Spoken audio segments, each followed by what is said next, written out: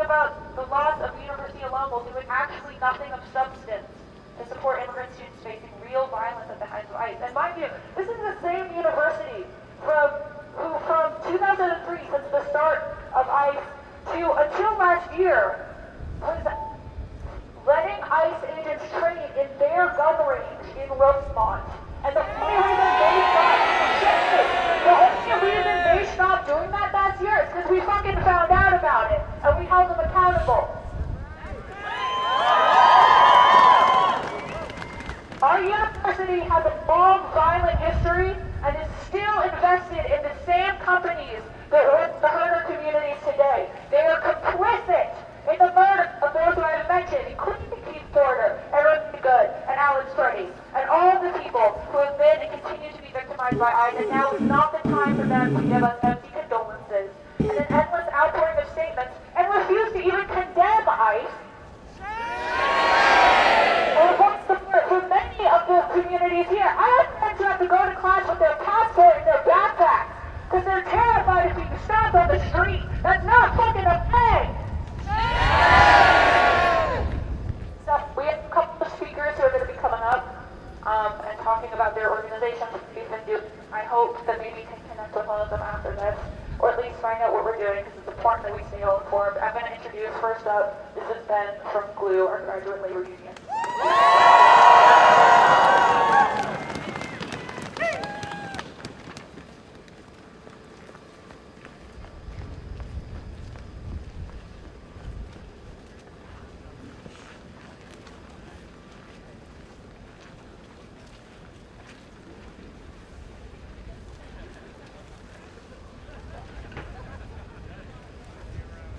Hey everybody, my name is Ben Lewis. I am the president of the Graduate Labor Union here at the University of Minnesota. Our union represents 4,000 graduate workers here in Minneapolis, St. Paul, and Duluth. We teach classes, run labs, grade papers, and drive cutting-edge research that happens at this university. While we stand here, the terror that the city has endured throughout the course of Operation Metro Surge continues. Our neighbors are getting brutalized, beaten bloody by masked federal agents, people of color being grabbed off the streets.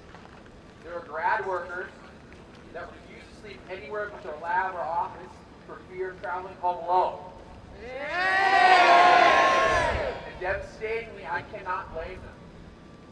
Our neighbors are being are showing up to work bruised and bloody. People are being kidnapped by an unaccountable federal force and sometimes not seen again. Shame! 5-year-olds are being grabbed off the street, and now 2 Minnesotans have been killed. Shame! One of them a University of Minnesota alum. In spite of the very clear and present danger that ICE's presence and occupation poses to our university community, the University of Minnesota has done precious little to ensure our safety. Instead, the university as a whole has resorted to tepid statements and largely non-tangible commitments, while its response to ICE's threat has been outpaced by individual departments and schools within the university. The gravity of this situation, however, requires a well-thought-out, concrete response from the university system as a whole. While the addition of policy making many buildings on campus have access, giving many classes the ability to move hybrid formats is a welcome change, these policies do not go far enough. As the situation in our city continues to escalate, we call on President Cunningham of the University of Minnesota to 1, issue an official statement explicitly declaring that ICE is not welcome on campus and affirming the university administration's keeping the campus community safe. 2, temporarily suspend building access and requiring all hours U-card tap access for all university buildings throughout the duration of Operation Metro Surge. Posting clearly visible signage at the entrance of all university buildings which explicitly affirms the building in question is private property, communicates tap access policies, and states that ICE and other law enforcement agencies are prohibited from entering the building without a valid judicial warrant that must be shown to a designated university staff member or official. Formally prohibiting ICE and other federal immigration authorities from using university-owned property, such as parking areas and open lots, for staging or other immigration enforcement purposes, even with the guidance from the city of Minneapolis. Committing UNPD and other campus authorities to enforcing the aforementioned trespass prohibition in the event that ICE attempts to stage on university-owned property. Requiring training on the aforementioned policies and procedures for all university staff and employees. And finally, a shutdown on Friday 1:30 in observance of the day of action called for by the Somali Student Association of the University of Minnesota and other student organizations. Now, a lesson that involvement in this union has taught me is that these demands are not going to be given to us. Demands are met when they are made by well-organized, principled, and disciplined movements. That's why I'm here today, to ask you all to join this union in these demands, to merge our collective strength together, and demand safer working and learning conditions. Discuss these demands with your colleagues and other community members. Bring them into your classrooms, your labs, your departments, your social circles. Do not assume this university will act of its own accord to protect you or your community.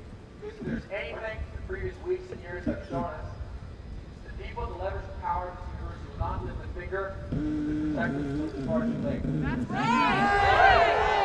As always, it must be the workers, the students, the community members that drive this change. That's why I know these demands are in good hands. Because for the last few months, while our university has been cutting deals with the very administration that has unleashed this hell in our streets, guess what this community's been up to? Fighting! That's right. The workers and students of our city have set up mutual aid networks to make sure that those who are too terrified to work right now don't go to bed hungry. The workers and the students of this city have been patrolling the neighborhoods, wielding whistles to alert their neighbors to ICE's presence. The workers and students of this city have been putting themselves at risk, following ICE vehicles around the city to document kidnappings. The workers and students of this city sat down and got hundreds of thousands of Minnesotans in the streets on a cold Minnesota January Friday. And it was the workers and students of this city that have turned out over the last weeks and on Sunday and Saturday to mourn the loss of our neighbors, Alex Pretti and Nicole Good. All of that was not orchestrated by the folks in the corner office in Morrill Hall. That's right. It was this community that did that. You're not asking for anything extraordinary here, right? We're demanding a basic obligation of an institution that claims to value its people, to protect those who live, work, and learn here. If the university will not act of its own conscience, then it must be compelled to act by the collective power of its community. That's right! We deserve a university of Minnesota that is committed to keeping every community member safe. Join us in helping build that university together. Thank you so much.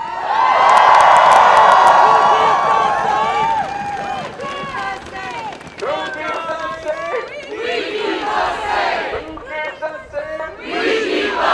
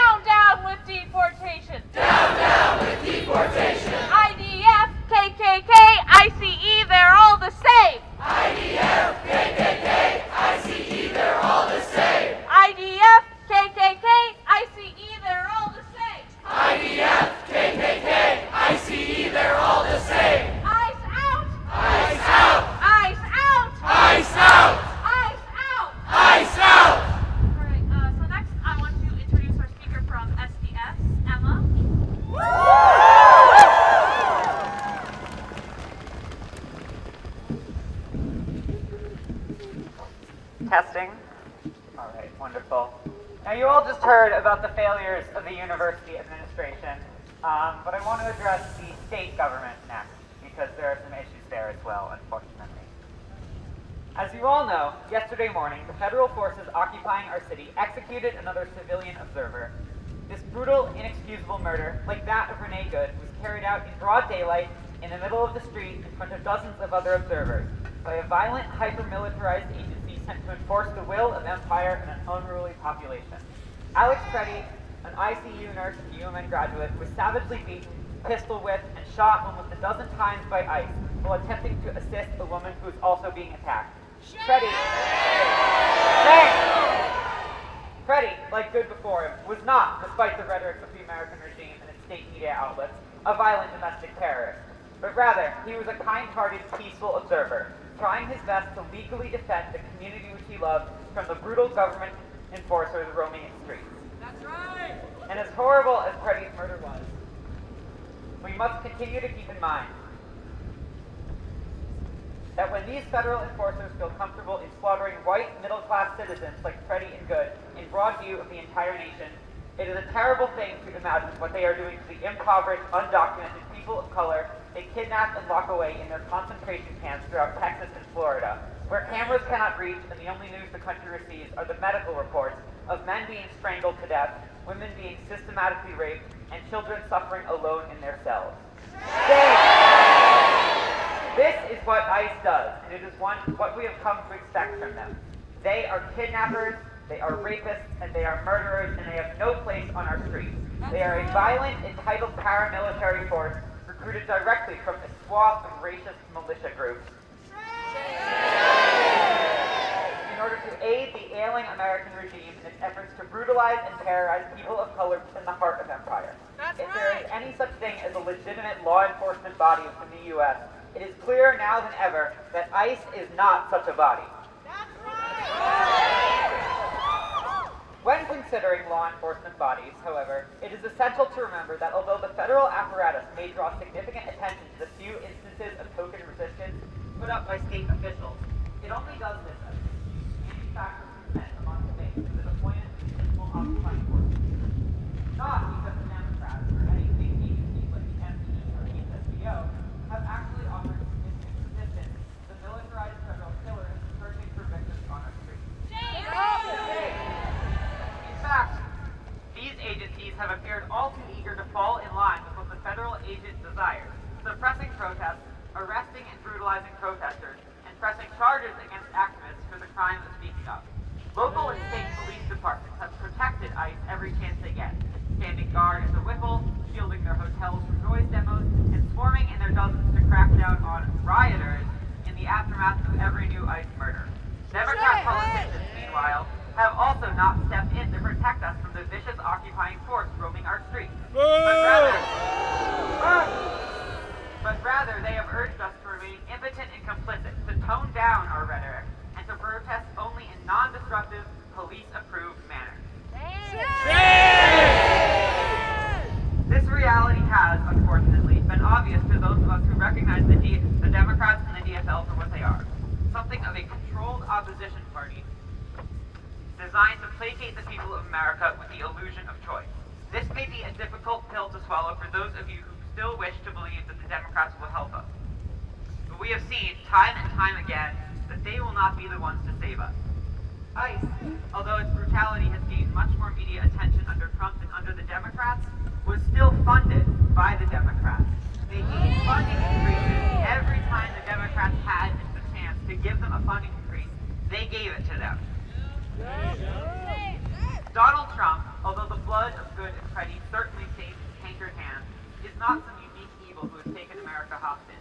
Donald Trump is simply a particularly abrasive and incompetent individual whose bluster and bravado has had the effect of exposing aspects of the American regime that the Democrats and more competent Republicans were intelligent and coordinated enough to keep under wraps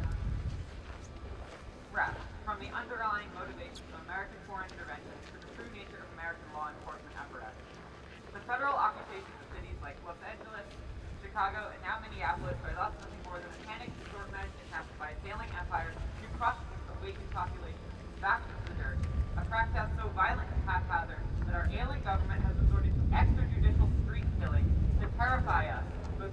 otherwise, back into silence, fear, and complicity. Shame! In conclusion, I'd like to address Governor Walz and Mayor Frey directly. You have not resisted ICE. You have not resisted the federal government. All you have resisted is the will of your own people. Your family, your MPD, your sheriff, your guardsmen have thrown me and my comrades in jail, gassed us with meat, and peppered us with munitions in the streets, and pressed charges against us for the crime of protesting the very federal occupiers you claim to oppose. ICE does not need more oversight. ICE does not need more training. ICE does not need body cams or mask bans or markings on their vehicles. ICE needs to be abolished in total and mercilessly prosecuted.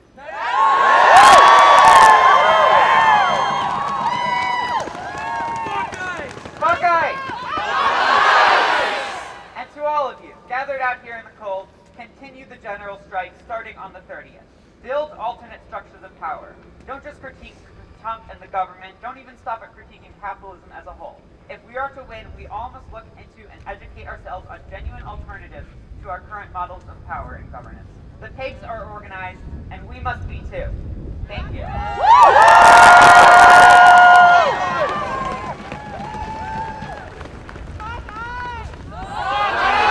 Buckeye! When I say chinga, you say amiga. Chinga. Amiga. Chinga. Amiga. Chinga. Amiga. Chinga. Amiga.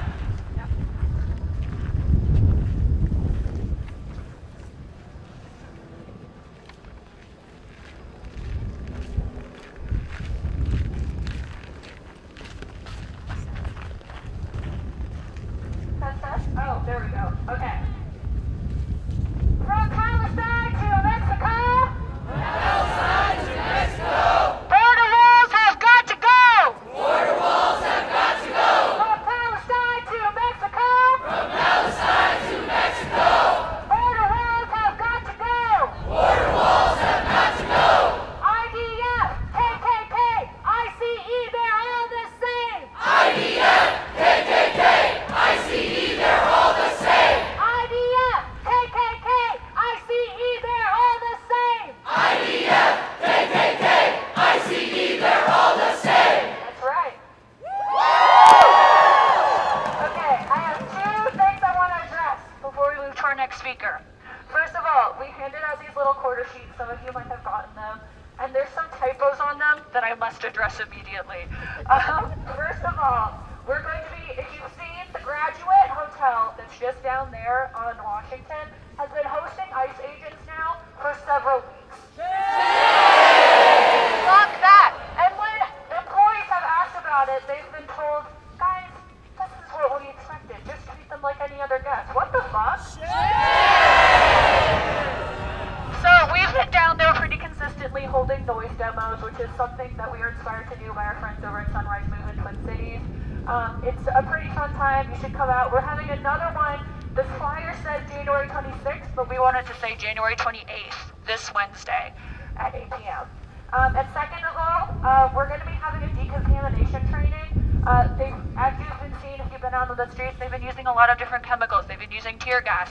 I forget the name of the long green gas, but it's fucking terrifying. If you want to know how to better help your friends on the streets, how to help yourself if you are caught in those situations, we're on a little training about it Friday, January 30th, 4 p.m. and 216 Pillsbury. So come out to that. Anyway, now I'm going to be introducing our next speaker. This is our speaker from Students for Justice in Palestine. We're going to talk about the connections between the fight in Palestine, the fight here with ICE. Give it up.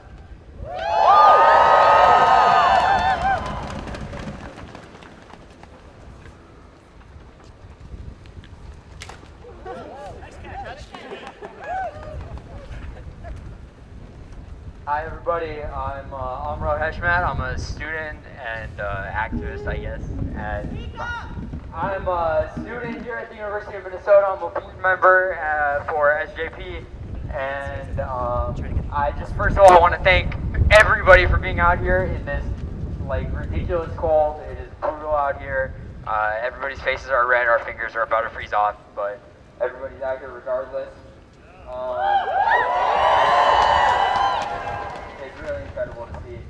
All of you guys are out here today speaking truth to power, using your voices for good, loudly and proudly. Standing up against the cruelty, violence, and hatred Donald Trump and his gang of thugs have brought to our city. In December 2025, the federal government initiated Operation Metro Surge, during which thousands of DHS agents have terrorized our streets, destroying families, arresting and abducting children, and executing American citizens in broad daylight.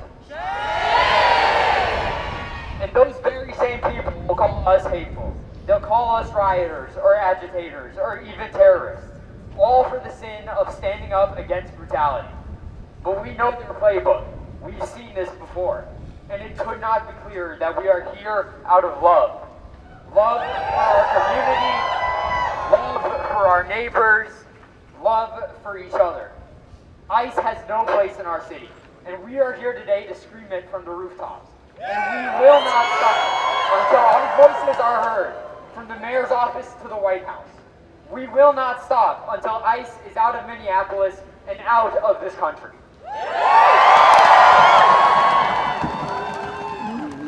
For the last 3 years, we watched in horror and anger as our government enabled a genocide, destroying the Palestinian people and murdering thousands in Gaza. Now, this same structure of violence has settled in our home, in our streets. We, the people, have never stood for this violence. When thousands filled the streets for the Palestinian people, we were told our voices didn't matter, that our cause was too difficult, too dangerous, too risky to stand up for. Now, we face the same resistance. We are the undesirables, the pariahs that are bold enough to stand up for truth and justice instead of buckling under the knee of authoritarianism.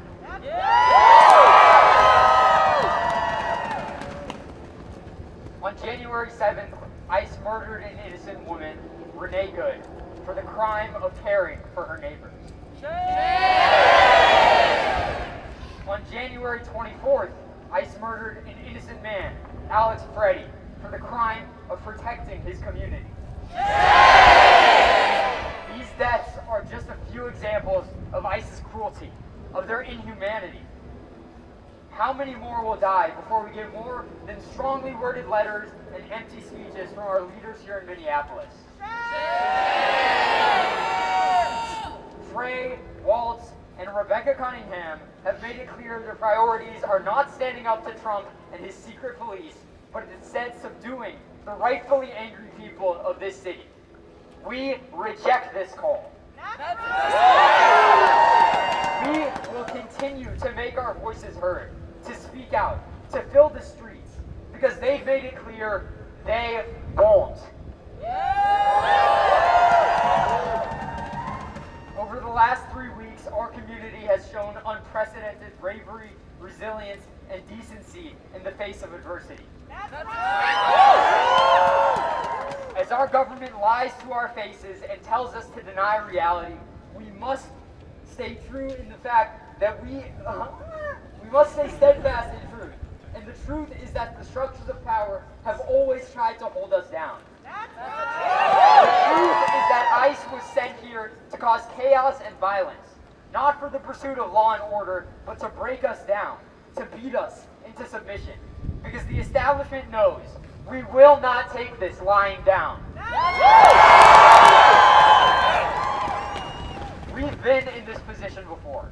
Whether it's standing up against genocide abroad, racially motivated murders at home, or immigrants being black-bagged and disappeared off the street. We have always resisted and done everything in our power to make it known. We will not allow this violence to carry on. Our voices will not be silenced. We will persevere.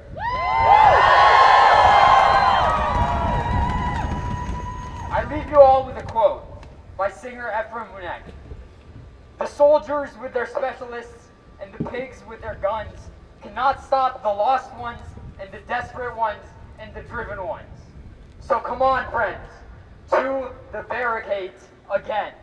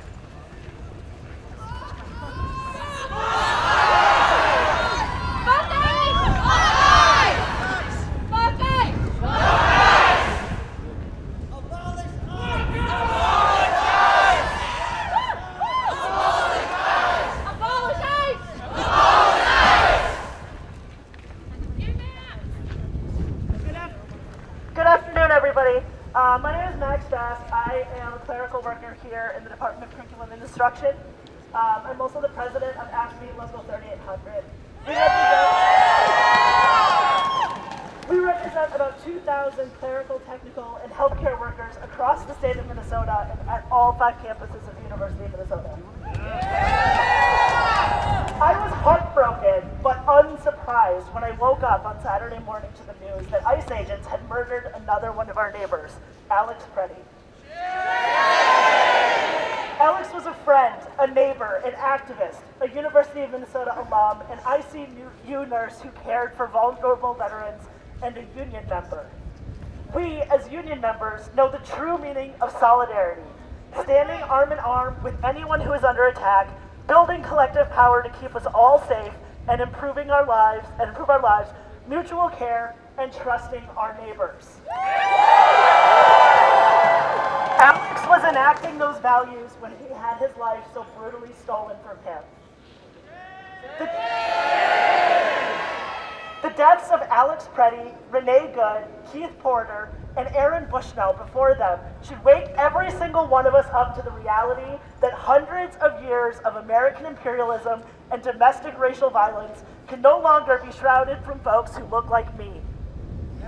The skills American military personnel and police have learned by brutalizing communities across the globe and at home are being turned on anyone who defies fascism. Let this moment move you to action. A lot of people here know that I lived in Palestine in the West Bank for 3 years. So unfortunately, the occupation of our cities is unnervingly familiar to me. The tear gas, the quote, less than lethal munitions, the sound grenades, the brutalization of people in the streets, the murder of people in the streets, and the immediate ransacking of their dead bodies.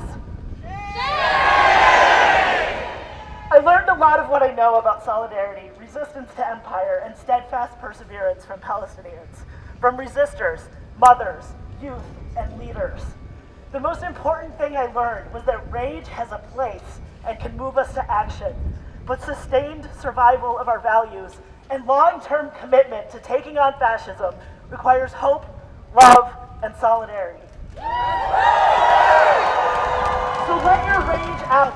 It is justified in this moment. Let it move you to action. And do not lose sight of why we are in this work, to build a better world. 10 months ago, I wrote these steps. It was those steps. 10 months ago, I stood on those steps over there, alongside GLU leaders and hundreds of members of our university community, to demand that Rebecca Cunningham and university leadership take proactive action to protect our university community from the threat of ICE in the wake of an abduction of one of our graduate students. We have repeatedly asked the university for clear answers and a transparent strategy to protect the campus community. We have asked what areas of campus are designated as private and how those boundaries will be enforced.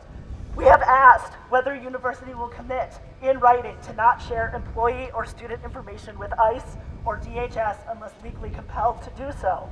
We have asked whether UNPD and university security will intervene if ICE breaks the law or trespasses. We have asked for mandatory university-wide Know Your Rights trainings for all staff and students, and we have asked for what support exists for students or workers who are afraid to come to campus or are detained. I am profoundly disappointed to be here yet again, nearly a year later, to echo these same concerns as the University of Minnesota continues to fail in its most basic responsibility, protecting the people who work, learn, and seek care here. We are now living with the consequences of the universities and the state's inaction. Our members have already reported sightings of armed ICE agents near campus, staging just across the street from their workplaces.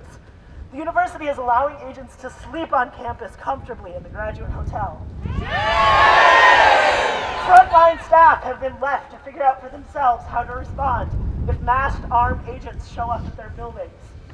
Members of our union who work as security guards have received little to no guidance on how to interact with ICE, what authority they have, or what procedures to follow. Healthcare workers report that patients are canceling their medical appointments because they feel like sitting ducks in our clinics. Teachers have told us that parents are keeping children home from university-affiliated childcare programs because they do not feel safe. And staff at those centers report feeling frightened for the safety of the children in their care. It is only a matter of time before violence strikes another member of our campus community. Today, we stand together with GLU and other unions and campus groups to issue our joint demands to the University of Minnesota, which Ben has already so eloquently enumerated. We are inspired by the bravery and organizing of members of our union and our community who are stepping up to fill the gaps that the university has left. But individual action cannot replace institutional responsibility. That's right. Workers, students, patients, and families should not have to improvise their own safety. We call on all workers, students, and the community to join us in the fight. Get involved, whether through your union, community organizing efforts, or student groups, or by continuing to show up in support of workers and students. As Ben said, these demands are so necessary to our safety. These demands that are so necessary to our safety will never be met without a collective and well-organized movement of students and workers. We must continue to demand together a safe campus. Until the university acts, none of us are truly safe. Who keeps us safe? We keep us safe! Who keeps us safe? We keep us safe! Thank you.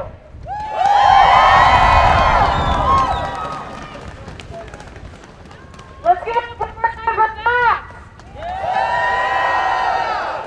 Who keeps us safe?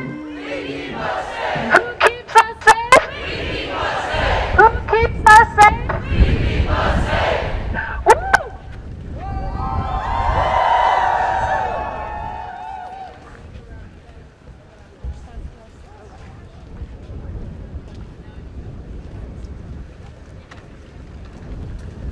I'm gonna make do with this one. Okay. Boots on the ground. We're here to shut this shit down. Boots on the ground! We're here to shut this shit down! Boots on the ground. We're here to shut this shit down! Boots on the ground! We're here to shut this shit down! Boots on the ground! We're here to shut this shit down! Boots on the ground! We're here to shut this shit down!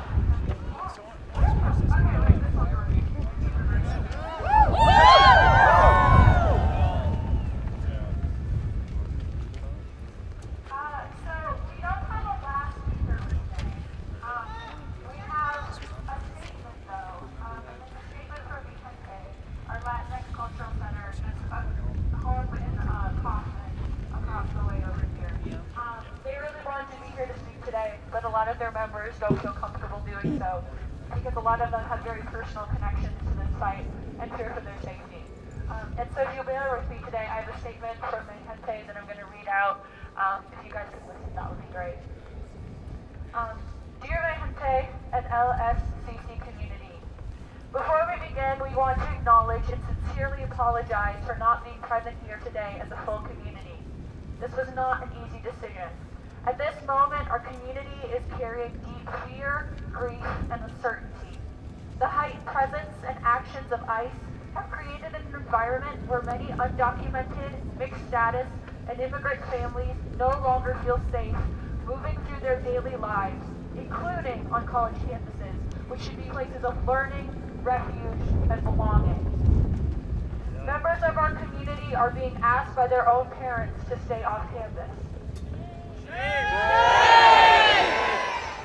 Students are weighing their education against their safety.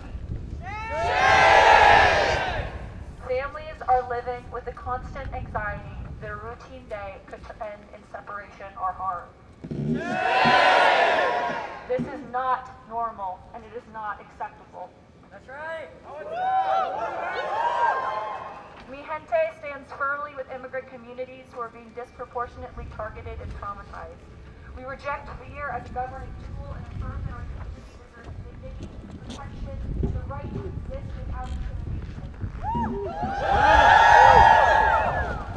Safety should never be conditional, and humanity should never be politicized. We call on our institutions and leaders to take meaningful action to protect vulnerable communities, to listen to those most affected, and to ensure that campuses remain spaces where all students can learn without fear of surveillance, detention, or violence. For our community, you are not alone. Your fear is valid, your lives matter, and your voices deserve to be heard, even when it's not safe to speak them out loud. Gente will continue to advocate, support, and stand in solidarity with those impacted. We choose care over silence, protection over complacency, community over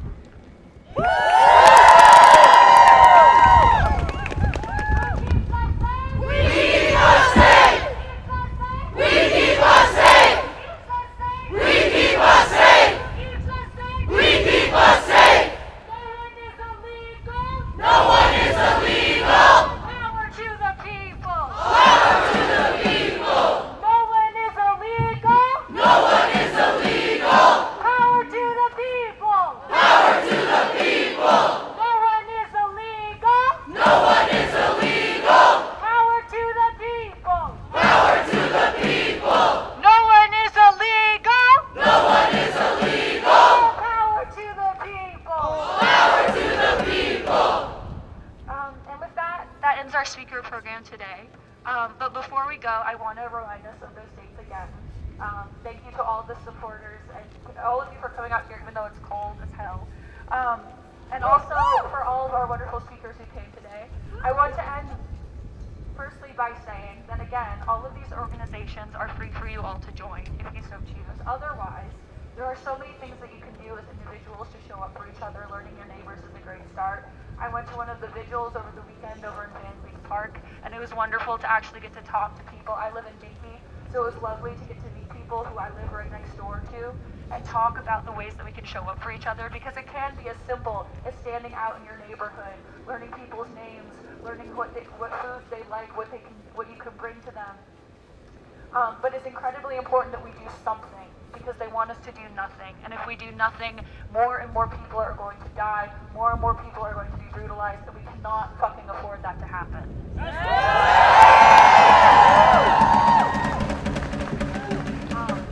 So, ICE remains at the Graduate Hotel.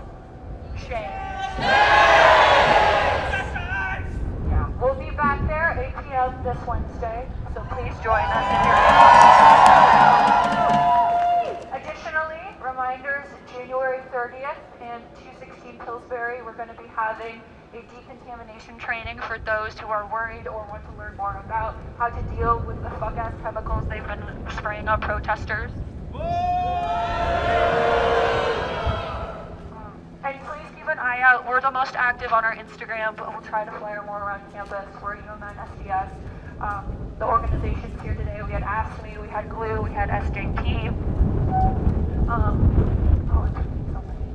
Mi Gente, YDSA, Slatted to see, couldn't make it out. There's so many organizations on this campus that we work with, that we care about, that we're friends with. We gotta stick together, we gotta show up for each other. I want to finish with one more chant. I think, who keeps us safe? We keep us safe! Who keeps us safe? We keep us safe! Who keeps us safe? We keep us safe! Who keeps us safe? We keep us safe! Fuck ICE! Fuck ICE! Fuck ICE! Fuck ICE! Fuck ICE! Fuck ICE! Fuck ICE! Fuck ICE! That's right. Get home safe, everyone.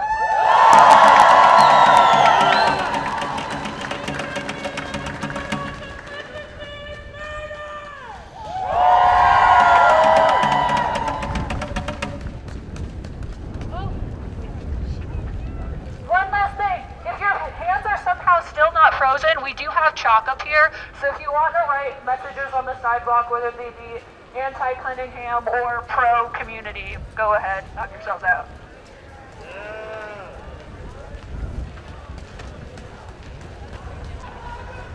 Hi, Juliet, right? Yeah. I'm Tyler Church. Hey! How are you doing? Good, how are you? I am tired. I was wondering if there's anyone I can speak with? Yes, to answer his guest. Let me see if the bus personality or something. Alright.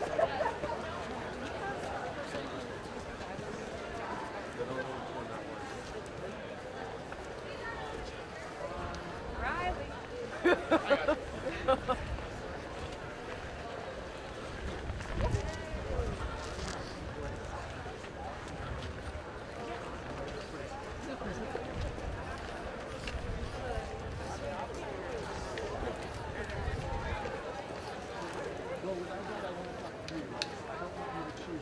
Oh my sign, thank you so much. We're having a water party today. Thank you.